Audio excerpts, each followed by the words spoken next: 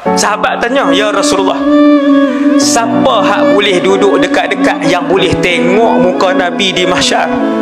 Tak faham ayat tu, tak boleh nak dalam lagi ayat tu. Bila sahabat tanya, ya Rasulullah, siapa yang paling hampir dengan kamu di mahsyar? Paling hampir bermaksud boleh tengok Nabi di mahsyar. Nabi pun sebut, aktsarukum alayya salatan, orang yang paling banyak berselawat di kalangan kamu kepada aku sallallahu alaihi wasallam. Selawat. Binatang ke semuanya, manusia ke semuanya, jin ke semuanya, syaitan ke semuanya. Tuan-tuan boleh bayang berapa besar padang mahsyar dan di mana kita berdiri waktu tu.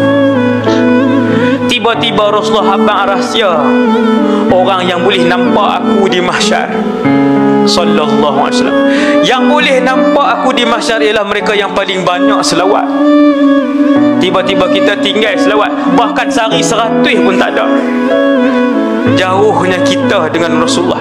Tak malu muka nak mengaku umat Nabi, 100 pun tak ada sehari. Tak malu. Tak malu, muka tak malu nak mengaku umat Nabi. Teringin duduk dekat dengan Rasulullah. No, 100 pun tak ada.